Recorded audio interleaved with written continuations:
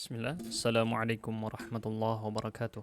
Alhamdulillahirabbil alamin wa bihi nasta'inu ala umuri dunya waddin wassalatu wassalamu ala nabiyyina Muhammad wa ala alihi wa ashabihi ajma'in amma ba'd.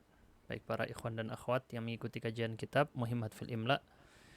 Alhamdulillah kita sampai pada penghujung dari episode yaitu penutupan dari kitab Khatimah. Tambihatun mutafarriqah. Kata pengarang di sini Tambihatun mutafarriqah. Peringatan-peringatan, catatan-catatan yang terpisah-pisah. Maksudnya pembahasannya dia itu beragam ya. Tidak satu topik. Jadi ini peringatan-peringatan, bahasa ininya ya, bisa berarti peringatan atau catatan penting yang ingin beliau sampaikan di penutup kajian ilmu imla. Kita lihat di poin pertama ya. Inna ilmal imla. Ini mohon maaf karena setelah update aplikasi yang muncul di tablet saya berbeda dengan yang di layar. Ada error ya dari aplikasinya. Semoga segera diperbaiki. Jadi mungkin kurang senyaman sebelumnya. Kita bahas dulu. Di sini beliau akan menyebutkan 3 poin penting yang menjadi nasihat. Jadi akan saya tuliskan di sini. Beliau akan memberikan nasihat kepada kita semua dalam 3 poin yang paling awal di sini. Saya tandai dulu. Baru setelah nasihat beliau akan menyebutkan koreksi terhadap beberapa kesalahan. Mari kita baca dulu nasihat pertama. Inna ilmal imla, sesungguhnya ilmu imla ya'tamidu ala iddati ulumin ukhra, dia bersandar kepada beberapa ilmu yang lain. Bersandar kepada beberapa ilmu yang lain. Ahammuha, yang paling penting diantaranya al-khattu, ilmu khat. Ilmu khat itu ilmu menulis atau biasa disebut juga kaligrafi, atau ilmu menulis secara umum, cara nulis kha gimana, cara nulis ha gimana, cara nulis ain gimana. Ini adalah sandaran utamanya. Ilmu imla itu dibangun di atas ilmu khat. Berarti dasarnya ilmu khat dulu. Cara menulis Arab yang biasa itu, yang dipelajari waktu masih anak-anak. Wa tarikhul lughah, dan sejarah bahasa. Wan nahwu, ilmu nahwu. Ilmu nahwu adalah mengetahui posisi kata dalam kalimat secara gambaran garis besar ya. Berarti dia membahas rangkaian kata bertemu kata dalam sebuah kalimat. Atau kalimat yang berada di dalam kalimat. Itu pembahasan ilmu nahwu. Wasarf, kalau sarf dia membahas bukan kalimat, dia bahas kata. Perubahan kata dari suatu bentuk ke bentuk yang lain. Kata tadi bisa berubah. Mencuri, pencurian, curi, curian, itu namanya ilmu sarf misalnya. Was-sautiyat. Nah, sautiyat diantaranya adalah yang biasa kita kenal seperti ilmu makhraj. Makharijul huruf ya. Sautiyat itu berkaitan dengan suara, ilmu suara. Maksudnya pengucapan huruf yang benar. Ha, kha, ta, ain. Diantaranya itu ya. Diantaranya maknanya adalah tersebut. Ini adalah nasihat beliau, berarti ilmu imla bukan ilmu yang dipelajari sendirian. Orang sebelum belajar ilmu imla harus belajar ilmu-ilmu ini tadi. Dia punya dasar ilmu khat, dasar sejarah bahasa Arab sedikit, nggak terlalu sampai mendalam, nggak apa-apa. Nahwu, sharaf, dan sautiyat. Ini ilmu yang menjadi landasan sebelum belajar ilmu imla. Cara menulis, kaedah menulis, yang tingkatnya lanjutan. Nasihat kedua, alal katibi ayyakuna mulimman bimuhimmati qawaidin nahwi wa auzani tasrif. Alal katibi ayyakuna mulimman bimuhimmati qawaidin nahwi wa auzani tasrif. Hendaknya bagi seorang penulis, maksudnya orang yang belajar ilmu imla ini, seorang yang mau menulis dengan menggunakan bahasa Arab, dia harus, maksudnya penulis di sini yang menulis sebuah karya ya, menulis sebuah karya tulis. dia harus muliman, tahu. Muliman itu mengetahui. Dengan perkara-perkara penting. Muhimmat itu ilmu-ilmu dasar, ilmu-ilmu penting. Perkara-perkara penting yang ada di antara kaidah nahwu dan auzanit tasrif, wazan sorof. Wazan sorof itu rumus di ilmu sorof ya. Perubahan kata. Berarti ilmu nahwu dan ilmu sorof bukan berarti semuanya dipelajari, tapi yang penting-pentingnya, yang dasar-dasarnya harus punya. Kalau tidak tahu, tidak bisa. Wa qadiran 'ala at-ta'amuli ma'al ma'ajimil arabiyyati bi asnafiha. Wa qadiran 'ala at-ta'amuli ma'al ma'ajimil arabiyyati bi asnafiha. Dan dia juga mampu, qadir itu mampu, untuk berinteraksi, untuk menatap, untuk dia bisa mengambil faedah. Dari siapa? Dari kamus-kamus Arab dengan segala jenisnya. Asnaf sini dengan bermacam-macam jenisnya, karena jenis-jenis kamus dalam ilmu bahasa Arab lumayan beragam. Berarti dia punya dasar nahwu, punya dasar sorof, dan kalau dia nggak tahu, misalnya dia, oh di kaidah nahwu kok saya nggak pernah nemukan ini, di kaidah sorof kok saya nggak pernah nemukan ini, dia bisa langsung mencari di kamus, dia temukan, oh cara penulisan yang benar seperti ini, berdasarkan di kamus misalnya.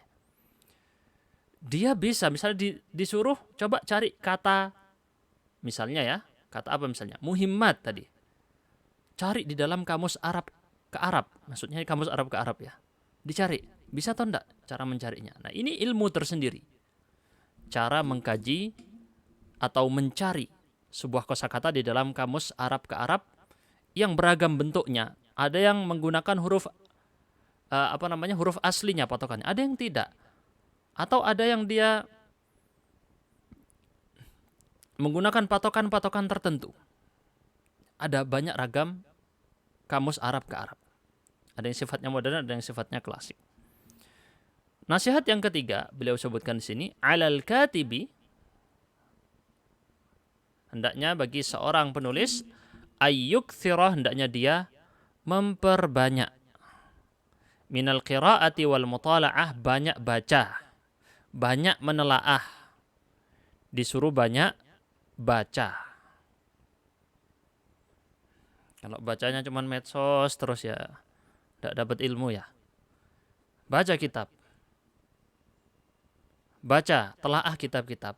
Itu kalau orang mau bisa luas pengetahuan bahasa Arabnya. Dan dari situ dia tahu cara menulis dari kata tadi. Karena dia sering membaca. Oh, cara menulisnya mutala'ah gini. Mim, to, alif, lam, ain, tak marbutah. Kenapa dia tahu? Karena dia sering baca tulisannya mutala'ah seperti itu. Oh, tulisannya misalnya tidak apa? Ukhra. Ukhra, kalau cuma dengar bisa jadi salah penulisan. Tapi karena dia sering baca, oh tahu cara nulis ukhra itu seperti ini. Hamzah, kha, ra, terus alif maksurah. Jelas ya? Liyaktasibal asalib, supaya dia juga mendapatkan asalib. Asalib itu jamak dari uslub, metode. Metode mengungkapkan sesuatu. Metode ungkapan. Oh, ini metode mengungkapkan rasa sedih. Ini metode mengungkapkan rasa cinta. Ini metode mengungkapkan perintah. Ada banyak metode. Wa ya'lafat tara'iq, dan dia terbiasa. Ya'laf itu tujuannya dari membaca tadi dia bisa memperoleh ungkapan-ungkapan baru, metode-metode dalam mengungkapkan sesuatu. Dan juga dia terbiasa dengan tara'iq. Tara'iq juga sama ya, tata cara. Cara dan bentuk, ashkal itu bentuk-bentuk kitabiyah, tulisan.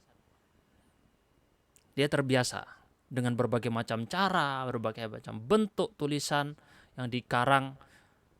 Perhatikan teks selanjutnya, kalimat selanjutnya, inilah yang menjadi pokok utama. Beliau mengatakan ini perlu dicatat dengan sangat-sangat ini nasihat ini. Perhatikan, kalimat penutup ini adalah kalimat yang menjadi nasihat utama di sini. Falladzi la yaqra'u biqadrin kafin la yumkinu ayyuhsinal kitabah. Saya ulangi lagi harokatnya biar tahu. Falladzi la yaqra'u biqadrin kafin la yumkinu ayyuhsinal kitabah. Orang yang tidak membaca dengan kadar yang cukup, dengan ukuran yang cukup, dengan bacaan yang cukup, tidak mungkin dia bisa memperbagus tulisan. Baik secara lafadz, kebenaran bahasa, ataupun secara makna, kedalaman pesan yang dia sampaikan. Diistilahkan biasanya di ilmu sastra, penulis yang baik terlahir dari pembaca yang baik. Penulis yang buruk itu karena dia tidak banyak membaca. Gitu ya. Itu pesan yang paling penting di bawah ini. Orang yang tidak baca dengan bacaan yang cukup, gak mungkin tulisannya bagus, gak mungkin. Dan kalau kita lihat ada orang tulisannya bagus, baik dari segi tata cara penulisan benar secara ilmu imla, ataupun dari segi makna pesan yang dia sampaikan, tinggi maknanya, sastra, memberikan dampak dan pengaruh bagi orang yang membacanya. Itu karena dia adalah seorang pembaca yang baik. Diingat baik-baik ya, penulis yang baik terlahir dari pembaca yang baik. Tidak mungkin seseorang menulis dengan baik kecuali dia adalah menjadi seorang pembaca yang baik. Kita lanjutkan. Nah, ini agak aneh ya. Jadi mohon maaf, agak menyinggung teknis sedikit. Di sini yang di tablet saya berbeda dengan yang di presentasi. Kurang tahu ini apa problemnya. Mungkin sementara saya ubah ke seperti ini dulu. Sebentar. Untuk memudahkan aja. Nah. Oh, ini juga tidak bisa ya. Ya cukup begini aja kayaknya lebih baik untuk memudahkan saya. Berikutnya beliau menyebutkan setelah menyebutkan apa saja nasihat-nasihat, beliau memberikan koreksi.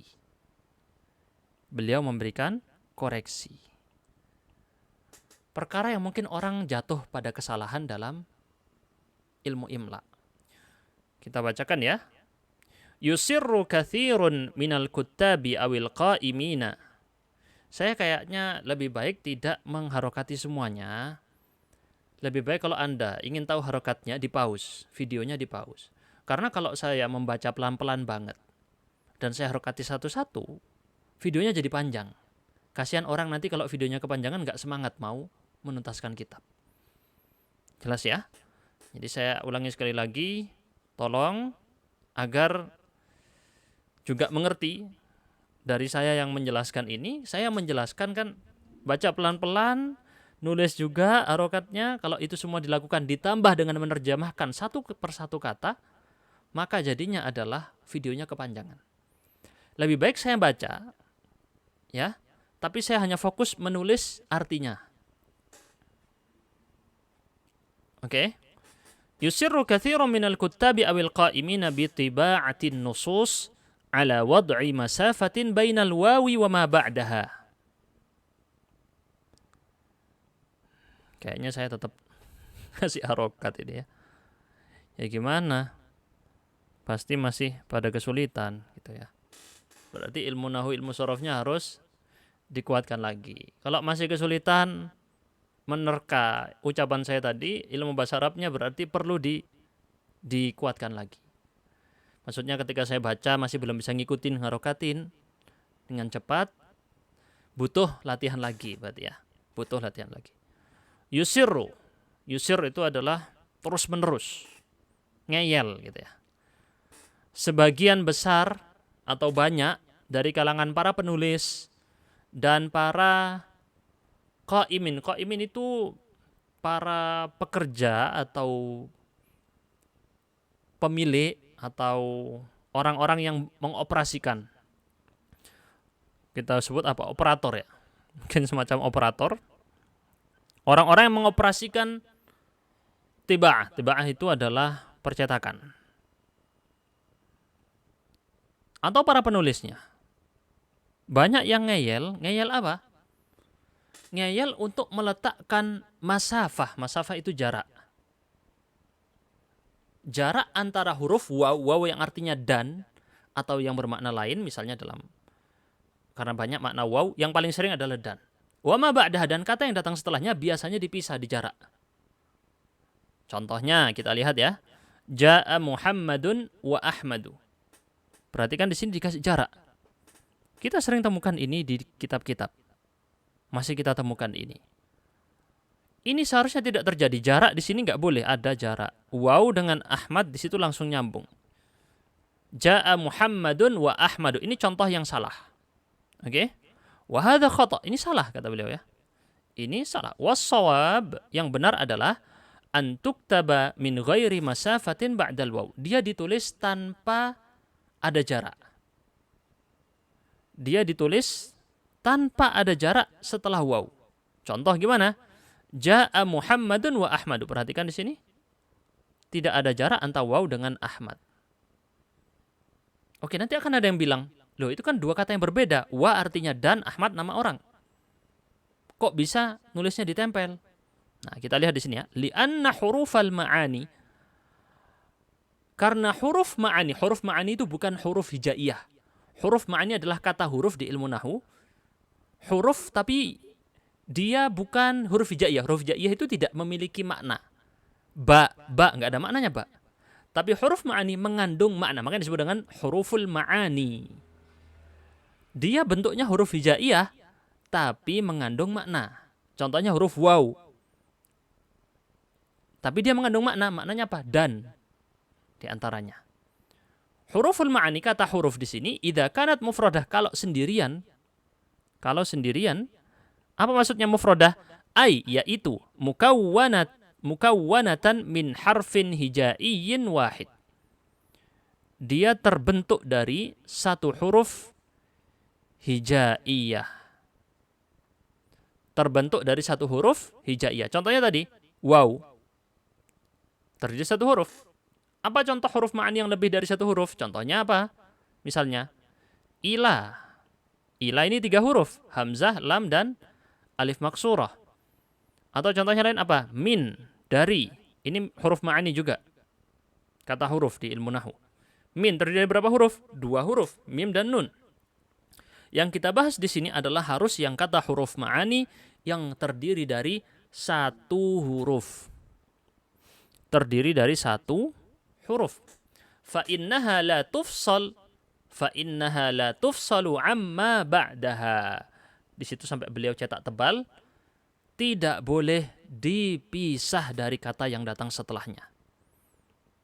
Tidak boleh dipisah dari kata yang datang setelahnya. Dicatat baik-baik ini. Oke. Perhatikan, falanak tubuh kita tidak menuliskan seperti ini contohnya ya. Ja'a Muhammadun fa Ahmad. Telah datang Muhammad, kemudian Ahmad. Fa di sini diartikan kemudian atau lalu. Datang setelahnya. Fa ditulisnya terpisah di sini. Dikasih jarak. Ini tidak boleh. Ada jarak antara fa dengan Ahmad.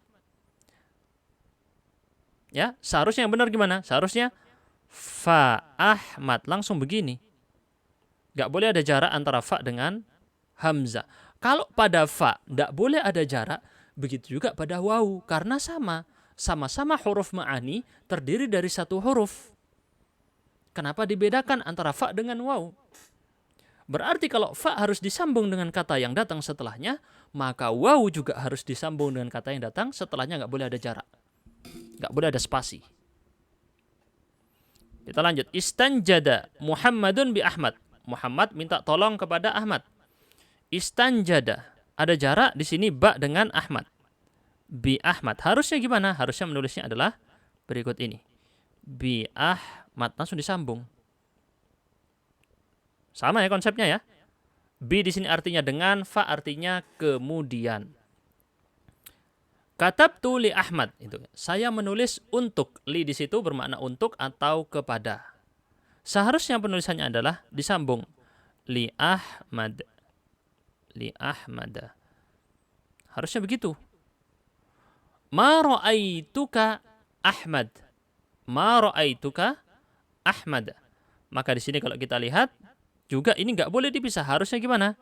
Disambung begini, nggak boleh dipisah. Karena kaf di sini bermakna dhamir kamu. Aku tidak melihatmu Ahmad.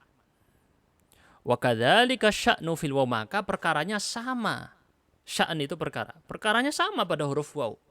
Gak ada beda. Kenapa dibedakan huruf waw dengan huruf yang lain?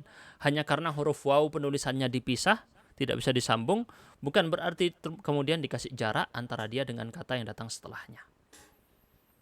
Demikian ya penjelasan untuk koreksi yang pertama. Kita lanjut pada koreksi berikutnya. Wa bi'aksi dzalika, lawan dari hal tersebut, yuzilul ba'du, sebagian menghilangkan al-masafah. Menghilangkan apa? Jarak. Masafah tadi jarak. Baina alfadhin, antara lafat-lafat yang seharusnya ya, harusnya dia apa? Munfasilah. Harusnya terpisah. Nah, kebalik. Kalau tadi dia malah memisah yang harusnya tersambung, koreksi pertama dia kejadian orang-orang adalah memisah sesuatu yang harusnya disambung. Yang kedua, kebalikannya. Mereka menyambung sesuatu yang harusnya dipisah. Kebalik. Terjadi. Apakah banyak? Banyak terjadi ini ya. Contoh, Abdullah. Perhatikan antara dua teks berikut ini.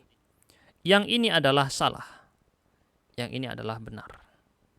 Apa yang membedakan? Abdullah situ nggak ada jarak. Abd dengan Allah langsung disambung, dal dengan alif nempel. Harusnya dipisah. Abd terus kasih spasi, kasih jarak, terus tulis Allah. Abdullah. Itu yang benar. Lanjut, kita lihat. Abu Bakar. Wassawab Abu Bakar. Nah, apa bedanya? Yang ini salah dan yang ini benar. Sama juga. Karena yang di kanan itu tidak ada jarak antara Abu dengan Bakar. Sedangkan yang di kiri ada jarak. Abu spasi Bakar. Karena ini dua kata yang berbeda. Abu satu kata tersendiri. Bakar satu kata tersendiri. Yang ini seharusnya. Maaf itu salah. Saya tandai harusnya checklist ya. Nah ini berarti kita tahu bahwa harusnya ada jarak antara Abu dengan Bakar. Kemudian ada kata insya Allah. Nah, ini sering juga ya. Orang salah nulis. Insya Allah bukan begini penulisannya. Ini nanti artinya lain. Bukan. Harus dipisah di situ. Tidak boleh disambung. Nun dengan shin harus dipisah. Seperti gimana? Seperti berikut. Jangan disambung. Ini yang benar. Dipisah. Karena in artinya jika. Sya'a ini artinya berkehendak. Kata kerja. Ya, berkehendak. Gak boleh disambung. Kalau disambung nantinya membuat. Insya itu artinya membuat. Berikutnya, la siyama. Ini juga tidak boleh disambung. Karena dia dua kata yang berbeda. Yang benar penulisannya la spasi siyama. Yang ini benar, yang ini salah.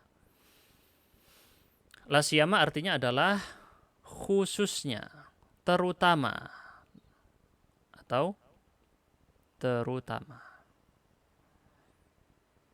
Mazala. Mazala juga tidak boleh disambung. Harus dipisah. Yang ini salah, yang ini benar. Mazala artinya masih. Baik. Ada di ilmu nahwu ya. Kita lanjut. Poin berikutnya, perbaikan apa lagi? Alamatut tarqim tattasilu bima qablaha. Tanda baca. Masih ingat tentang tanda baca ya? Tanda baca menempel dengan yang sebelumnya. Nanti kita tandai di sini dia menempel dengan yang sebelumnya dan terpisah dengan yang sesudahnya. Menempel bima qablaha, terpisah amma ba'daha. Illa fi alamatil hasr, kecuali pada tanda batas. Tanda batas diantaranya tanda kurung dan tanda strip. Kecuali tanda baca yang digunakan untuk batas. Pembatasan. Fa innaha tattasilu bima yudha'u dakhilal hasirataini. Karena tanda batas adalah penulisannya disambung dengan yang diletakkan di dalam dakhilal hasirataini, di dalam antara dua tanda batas. Sawa'un akanat fil aqwasi amis syartat. Sama saja, apakah tanda batas tadi berupa tanda kurung atau tanda strip? Strip di sini tanda hubung yang garis ya. Saya kasih contoh aja. Tanda kurung kan begini, tanda strip begini. Misal kita letakkan kata di situ di dalamnya ya. Misalnya kitabun, maka jangan dikasih spasi. Ini saya juga salah nulisnya ya. Harusnya nggak boleh dikasih spasi. Misalnya gini, qalamun. Nah, nggak boleh dikasih spasi. Di dalam tanda kurung tadi nempel. Begitu juga di sini. Harus nempel dengan tanda stripnya, tidak boleh terlalu jauh. Ini khusus untuk dua ini, maka penulisannya ditempel. Sedangkan tanda baca yang lain, sayangnya tidak dikasih contoh di sini ya. Maka saya kasih contoh sendiri di sini. Tanda baca yang lain penulisannya disambung dengan yang sebelumnya, dipisah dengan yang sesudahnya. Maksudnya gimana? Saya kasih contoh. Misal ada kata al-masjid, ini akhiran dari sebuah kalimat misalnya, al-masjidi, titik, kita kasih titik karena berhenti, terus dia memulai kalimat baru. Misalnya kita tulis apa? Al-madrasah gitu ya. Nah, anggap gitu ya. Dikasih jarak. Dia menempel kepada yang sebelumnya, ini nempel, tapi ada jarak terpisah dengan yang sesudahnya. Oke ya. Apa tanda baca ini? Semua tanda baca, selain tanda batas, tanda kurung dan tanda strip tadi. Titik, koma, kayak gitu penulisannya. Jadi saya kasih contoh. Misal kalau koma gimana? Sering ini ya, orang salah di koma. Misal dia menyebutkan di dalam tasku ada kitabun misalnya. Kitabun. Kasih koma, komanya harus nempel dengan kitabun tadi, nggak boleh terlalu jauh. Baru dikasih spasi. Wa qalamun. Gitu ya. Wa. Kita kasih spasi. Wa mimhatun misalnya ya. Terus kita kasih titik. Titiknya harus nempel dengan kata yang sebelumnya. Tapi dengan kata yang sesudahnya dikasih jarak. Ini jarak. Ini ada jarak di sini. Jelas insyaallah? Baik, kalau masih bingung ditonton ulang penjelasan saya barusan. Kita lanjut poin berikutnya. Wal aslu fi alamatit tarqim, hukum asal dari tanda baca alla tatawala, tidak boleh berturut-turut. Tidak boleh, saya tulis di sini, tidak berturut-turut. Berturut-turut maksudnya dijelaskan dalam tanda kurung aila tajtami'u aktsaru min alamatin fi mawdi'in wahid. Tidak boleh terkumpul lebih dari satu tanda baca di tempat yang sama. Illa fi alamatil hasr, kecuali tanda kurung tadi atau tanda batas. Fayajuzu an tasbiqaha ba'dul alamati aw an talhaqaha. Maka dia boleh didahului oleh sebagian tanda baca tadi atau datang setelahnya. Kalau tasbiq, an tasbiqaha di sini. Ini talhaqaha berlawanan ya. Kalau tasbiqaha didahului, berarti ada yang mendahului dia. Asli artinya bukan didahului, tapi saya nulis arti ini untuk memudahkan antum. Kalau asli artinya nanti malah pusing. Arti aslinya adalah antas biha ba'dul alamat, sebagian tanda tadi mendahuluinya. Berarti kalau saya tulis arti aslinya di sini mendahului. Siapa yang mendahului ba'dul alamat? Mendahului siapa? Tanda baca yang sebelumnya. Karena numpuk dua tanda baca, yaitu alamatul hasr.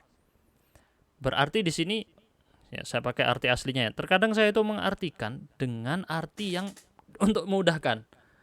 Bukan berarti tidak tahu arti aslinya, tahu. Tapi kalau saya sebutkan arti aslinya malah tambah bingung. Gitu ya. Jadi mohon dimengerti. Nanti, loh Ustaz kok menjelaskan ini kok salah, nggak beda dengan di kamus. Bukan maksudnya membedakan dengan di kamus. Maksudnya adalah untuk memudahkan.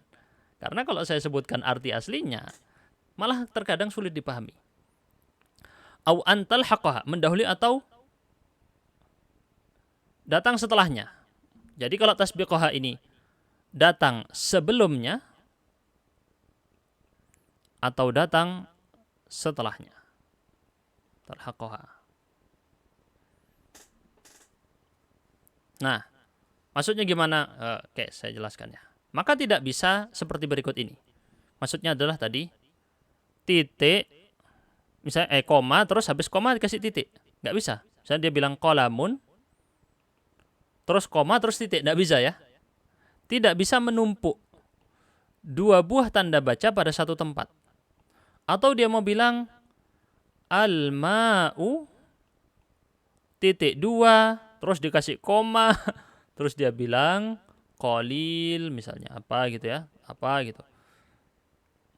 Contoh aja. Ini tidak bisa.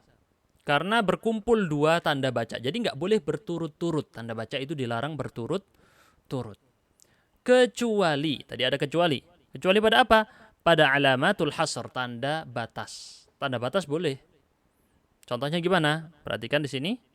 Kalau tanda batas, misal ada tanda kurung ya. Saya kasih contohnya qalamun terus nanti. Misalnya lahmun. Ini ada kalimat sebelumnya tentunya ya. Ada kalimat panjang terus akhirannya lahmun. Terus kita kasih tanda kurung karena dia ternyata kalimat yang ada di dalam tanda kurung. Terus kita kasih titik setelahnya. Bisa. Boleh.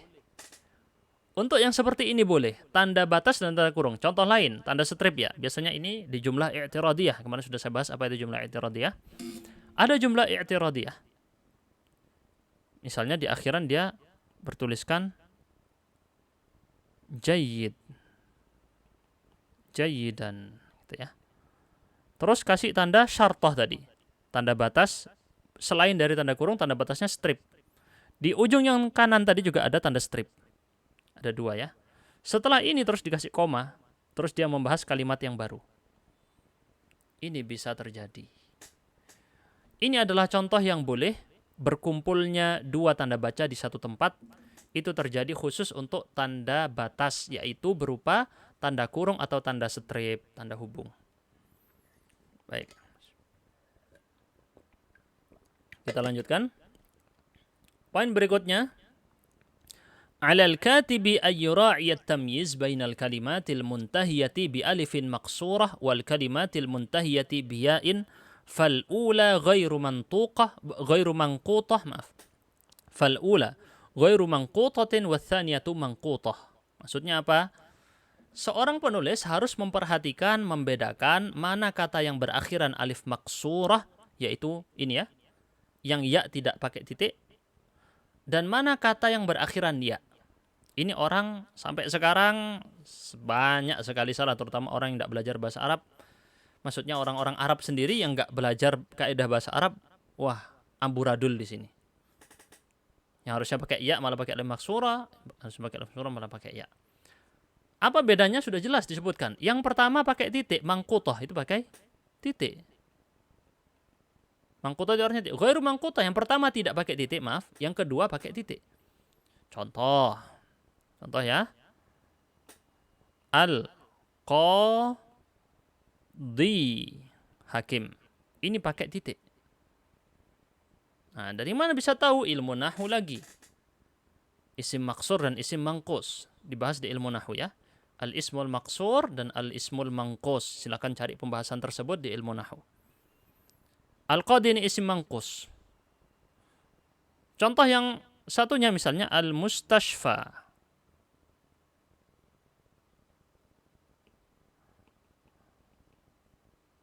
Cara gampangnya memang lihat harokat akhir sebelum bentuk huruf ya tadi. Kalau fathah berarti pakai alif maksurah seperti ini. Kan pakai fathah. Kalau kasrah maka dia pakai ya. Al-mustashfa tidak ditulis titik dua di bawah alif maksurah, nggak boleh. Al-Qadhi nggak boleh dihapus titik duanya. Nggak boleh kemudian kita tulis Al-Qadhi nggak pakai titik dua. Nggak boleh. Ini menunjukkan bahwa pentingnya kita menandai titik biar kita bisa membedakan mana alif maksurah, mana huruf ya. Contohnya dari al-qadi dan al-mustashfa. Baik, kita lanjut. Yustahsanu dianggap baik. Yustahsanu artinya dianggap baik, bagus. Wad'u tanwinin nasbi qabla al-alif. Meletakkan tanwin nasab. Tanwin nasab berarti itu fathatain. Di Indonesia disebut fathatain. Qabla al-alif, sebelum alif. Masih ingat pelajaran tentang tanwin nasab ini fathatain ya? Akhirannya kan alif, pasti. Dia ditulisnya di sini, jangan ditulis di atasnya alif. Saya kasih contoh. Jadi yang barusan ini contohnya benar, salaman. Contoh yang salah gimana? Contoh yang salah begini. Atau kurang baik lebih tepatnya ya. Tidak sepenuhnya salah tapi kata pengarang kurang baik. Oke? Dia kasih fathatainnya bukan di sini, bukan. Dikasih di mana? Di atas huruf alif. Ini salah. Atau dia kasih di mana? Diginikan biasanya. Ini paling sering. Orang paling sering melakukan ini. Dia kasih agak nyerempet-nyerempet dikit begini biasanya. Nah, ini salah. Letakkan fathatain di atas huruf yang datang sebelum alif. Li'annal alifa zaidatun, karena huruf alifnya tambahan. Zaidah artinya tambahan. La tuntok, tidak diucapkan. Wa tanwinu fil asli yakunu 'ala al-harfi alladhi yasbiquha. Dan tanwin secara hakikatnya, aslinya fil asl, dia berada di huruf yang sebelum alif. Yaitu huruf mim. Harusnya di situ karena yang dibaca salaman, man. Bukan salamaan. Bukan alifnya yang ditanwinkan. Yang ditanwinkan adalah huruf mim. Salaman, bukan salamaan. Salaman, berarti tanwinnya ditaruh di atas huruf mim, yaitu yang sebelum alif. Ini adalah koreksi selanjutnya yang sering terjadi kesalahan di tengah masyarakat, terutama orang Arab sekarang. Berikutnya, tentang idzan. Penulisan kata idzan. Idzan artinya berarti. Kalau begitu.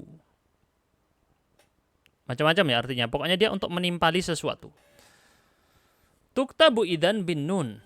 Idzan itu ditulis pakai nun. La bitanwin, bukan pakai tanwin. Contohnya pakai tanwin gimana? Seperti berikut. Saya kasih kurung dulu biar enggak ketukar.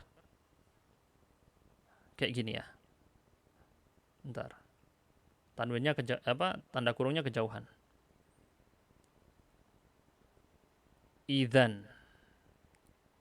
Nah, di dalam kaidah penulisan bahasa Arab yang dipakai yang idzan yang pakai nun, bukan yang pakai tanwin. Kenapa? Yang pakai tanwin ini khusus untuk di mushaf. Khusus di mushaf Al-Qur'an.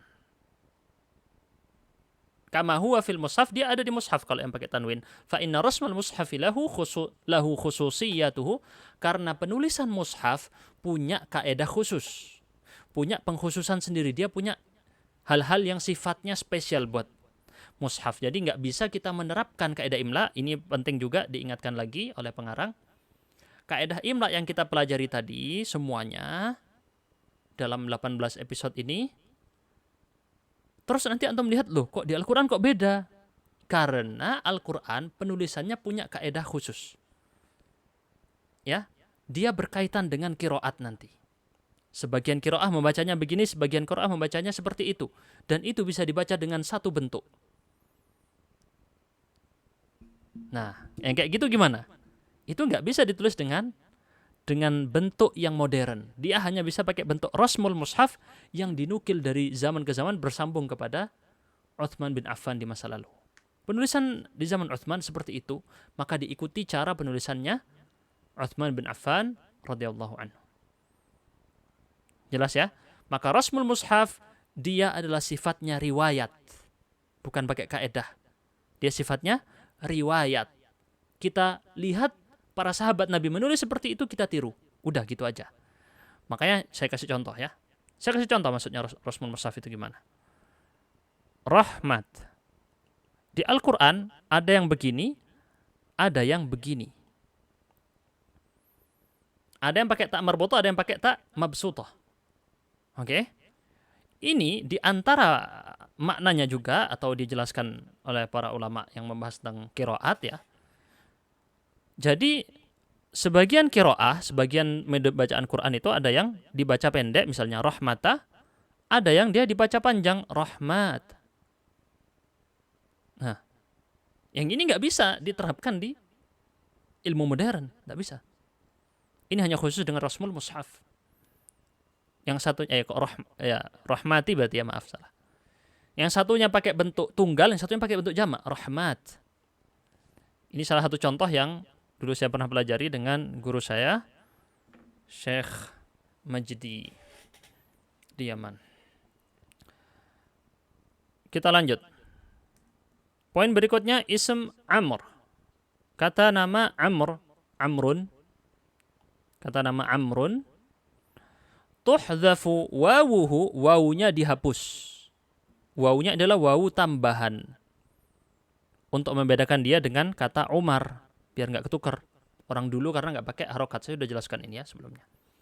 Fi halati tanwinin nasbi, wawunya dihapus kalau dia lagi fathatain, lagi nasab. Kalau lagi nasab, dihapus. Contohnya gimana? Ra'aitu amran. Tidak lagi ditulis Ra'aitu amran begini. Enggak. Ini salah. Dia dihapus wawunya. Wawunya ini harus dibuang. Wawunya harus dibuang. Diganti dengan alif. Berikutnya. Tinggal dua lagi nih. Masya Allah. Kalimatu al-battah. Kata al-battah. Al-battah artinya adalah, diharokati dulu biar nggak salah. Al-battah. Artinya adalah sama sekali. Misalnya kita bilang, la akulu atau ma akaltu al-battah. Saya tidak makan sama sekali. Al-battah. Benar-benar murni sama sekali saya tidak makan. Misalnya gitu ya. Al-battah. Kata al-battah di sini, yajuzu an tuktaba bi hamzati qat'in atau hamzati waslin. Boleh ditulis dengan hamzah qata' atau hamzah wasal. Jadi kita boleh tulis al-battah seperti berikut ini. Saya tuliskan di sini ya. Boleh kita tulis begini. Ini namanya hamzah wasal ya. Boleh kita tulis pakai kepala. Al-battah begini. Boleh dua-duanya. Boleh tanpa kepala hamzah, boleh pakai kepala hamzah. Dua-duanya benar.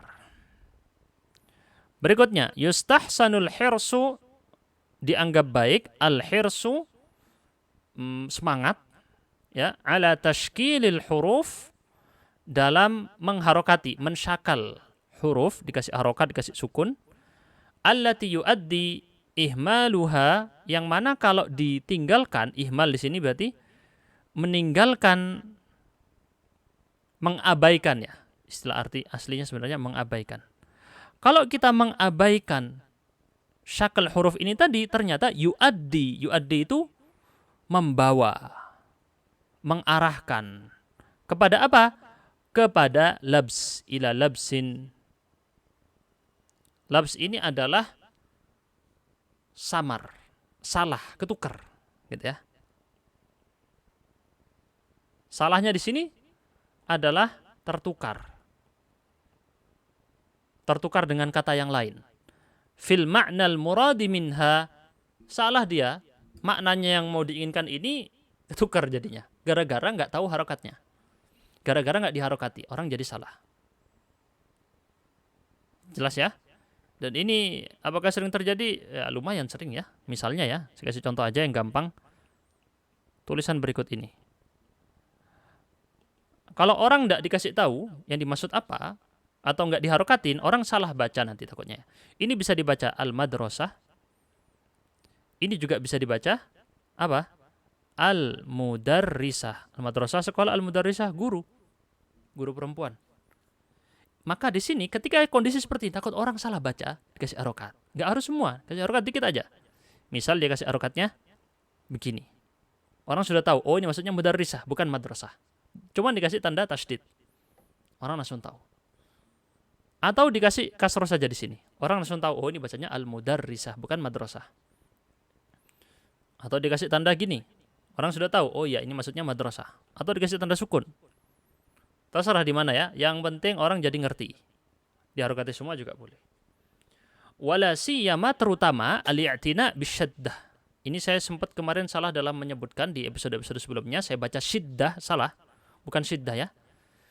Karena kebiasaan dengar mungkin bahasa amiyah ya, jadi salah. Asyaddah yang benar. Asyaddah ini artinya adalah tasdid. Tanda tasdid ya. Tanda baca tasdid. Terutama dalam perhatikan atau memperhatikan tanda baca tasdid allati tu'abbiru an harfin mahdhuf, yang dia menggambarkan huruf yang dihapus. Maksudnya gimana? Maksudnya adalah misalnya ya. Misalnya kayak tadi aja nih al-madrasah ya. Ini kalau al-madrasah. Kalau kita baca al-mudarrisah. Al-mudarrisah itu adalah hakikat roknya di sini ada dua. Maka tulisan yang aslinya adalah al-mudarrisah. Ada huruf yang dihapus. Aslinya begitu ya.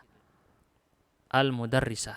Tasdid itu adalah gambaran dari dua huruf kembar. Yang satunya dihapus diganti dengan tasdid. Al-mudarrisah. Nah, tasdid ini penting. Kalau tidak dikasih tasdid, orang bisa salah baca. Mau dikasih contoh? Kasih contoh ya. Baik, saya kasih contoh begini aja, yang gampang. Tetapi memang kalau orang paham konteks keseluruhan kalimat, dia bisa tahu, ngerti, tidak salah baca. Dan ini sudah orang-orang yang sudah belajar bahasa Arab jauh, insya Allah bisa ya membedakan. Cuman kan ini yang dimaksud adalah kalau mengabaikan pensyakalan huruf ini menyebabkan orang jadi salah terka maknanya, maka ini dibutuhkan untuk mengharokati. Itu penjelasan dari beliau, bukan wajib. Kalau Anda lihat, oh murid saya tidak ngerti kalau tidak ada harokatnya yang di kata-kata berikut ini, maka kasih supaya dia nggak salah dalam memahami. Contoh ini ya. Ini kan bisa dibaca alima, kata kerja ya, mengetahui. Kalau dikasih tasdid beda artinya. Allama artinya mengajarkan. Kalau alima mengetahui, kalau allama membuat orang tahu, mengajarkan. Maka dengan kita cukup kasih tasdid, langsung ngerti bedanya. Jelas ya? Karena tasdid adalah huruf yang ada di dalamnya huruf yang dihapus. Maka allama aslinya begini. Allama. Baik. Ini adalah pembahasan. Alhamdulillah dengan ini sudah tuntas kita dari kitab Muhimmat fil Imla karya Syekh Umar As-Sinawi Al-Khalidi hafizahullah au rahimahullah. Semoga Allah memberikan keberkahan bagi kita semua dan terutama bagi pengarang kitab di sini. Dan saya sempat juga mengkritik beberapa yang saya anggap salah secara pribadi, dan itu bukan berarti mutlak yang saya ucapkan benar. Bisa jadi saya yang salah dan saya nggak paham ya. Tetapi yang namanya ranah ilmiah, maka kita sampaikan apa yang saya tahu. Ini tidak tepat, saya koreksi berdasarkan sumber. Ketika saya koreksi kitab Muhimmat fil Imla ini, saya sampaikan sumber saya dari penjelasan siapa, Az-Zarkashi sempat saya nukil juga. Jadi insya Allah masuknya ranah ilmiah. Yang saya kritik-kritik itu adalah menurut saya pribadi adalah koreksi yang harus diperbaiki, dan tidak ada kitab yang sempurna. Mungkin saja beliau juga sudah mendapatkan koreksi-koreksi terhadap kitab ini. Dan apabila nanti ternyata koreksi yang saya berikan adalah kita temukan salah, maka insya Allah akan kita berikan video tambahan sebagai revisi dari kesalahan tersebut. Begitu ya.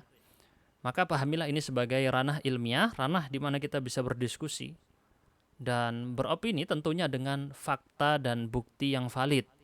Bukan sembarang sekedar, oh pendapat saya begini. Kasih tunjuk mana bukti Anda, referensi Anda mana, sumbernya mana. Jadi yang saya sampaikan, kritik terhadap kesalahan-kesalahan di kitab ini, saya punya referensinya dan saya sebutkan ketika saya mengkoreksi. Begitu ya. Baik, kita cukupkan di sini dulu. Insya Allah kita bertemu dengan pembahasan kitab-kitab yang lain. Silakan semangat mengikuti kajian-kajian kitab, karena dengan menghatamkan kitab inilah yang membuat seseorang tadi mempelajari ilmu tuntas. Dan ilmu itu diambil perlahan-lahan, tidak sekaligus. Kita tutup. Subhanakallahumma bihamdika asyhadu an la ilaha illa anta astaghfiruka wa atubu ilaik. Wassalamualaikum warahmatullahi wabarakatuh.